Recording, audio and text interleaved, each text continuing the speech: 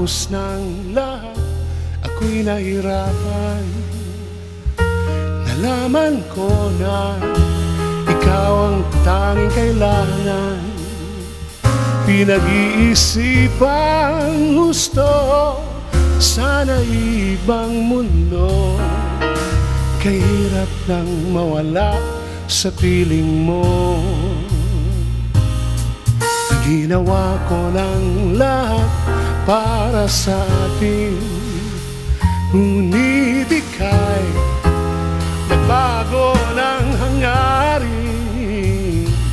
Kahit wala na tayo at masakit man sa puso, ay di nawawala mga alaala. At di nagbabago ang gusto ng puso ko. Wala nang hahanapin pa, kundi pag-ibig mo. May hiwagang natanto mula sa una pang tagpo. Mananatili to at hindi magbabago.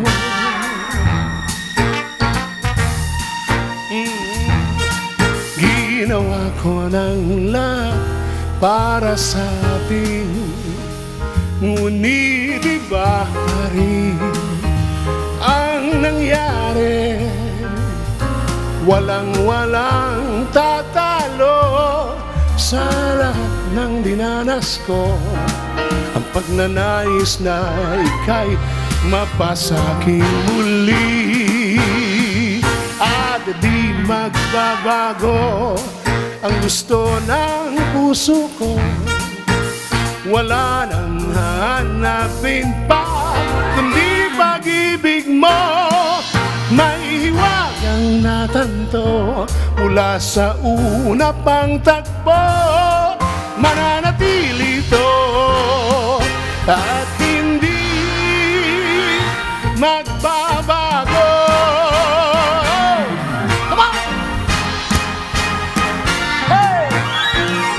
Kahit malayo na'y malapit pa rin sa aking puso. Malapit pa rin sa aking puso.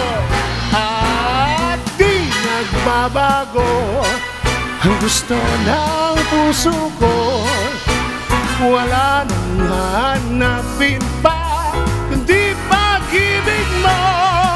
May hiwagang natanto mula sa una pang tagpo.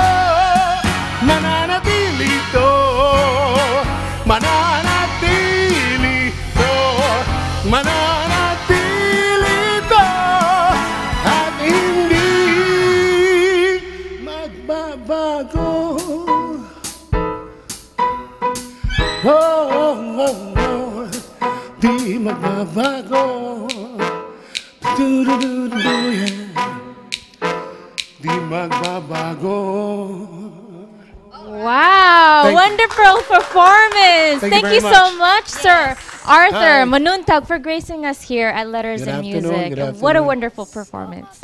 Thank you for... Arthur, yung tanong ko lang sa'yo, yung kinanta mo kanina ay hindi magbabago. Hindi magbabago. Revived song. Yeah, ang original niya si Papa Randy. Yes, Randy Santiago. Na sinulat naman ni Mr. Ni Tats Faustino. Yes, okay. Oh, wow. And kinanta ko kasi yan sa isang jingle ng commercial, yung coffee creamer, no? Hindi natin may-mention Yes.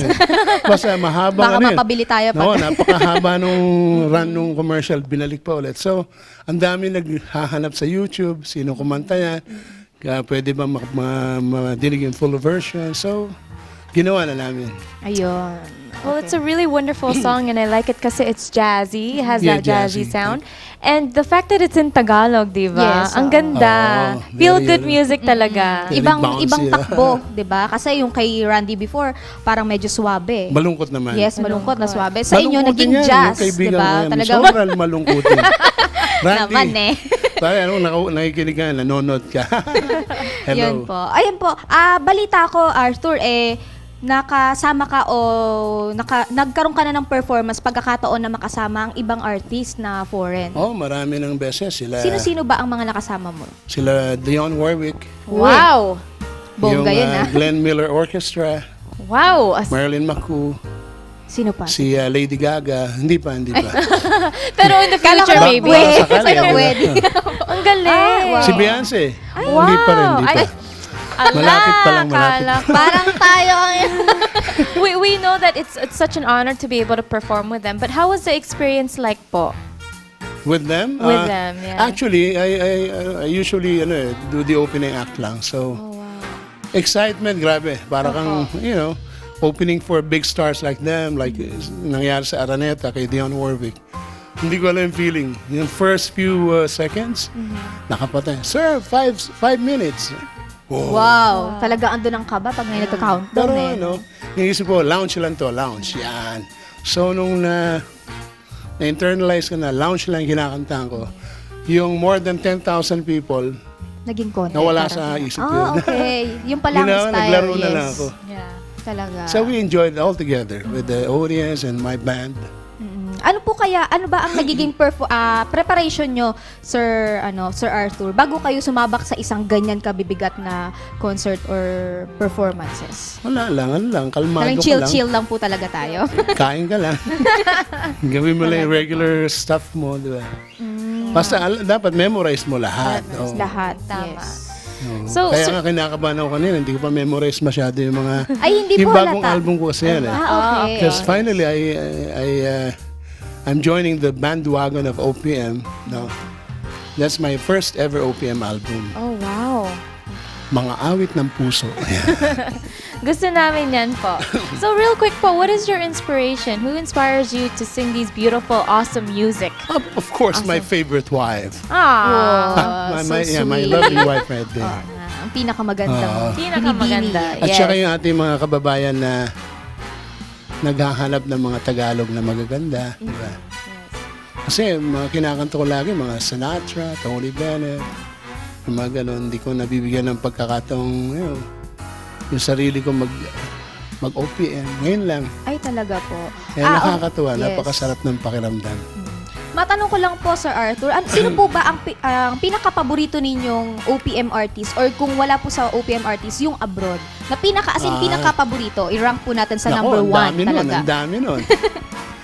You have Tony Bennett, you have Frank Sinatra, sila Basil Valdez, mga idol ko yan, Rico Puno. Mabigatin talaga. Rico Puno, yan, si Randy, magaling sa ano yan. Basta. Sa pagkanta, syempre. Pagkanta. Pwede po ba kami makahingi ng isang sample lang sa isa sa pinaka-favorite po ninyong artist ng kanta?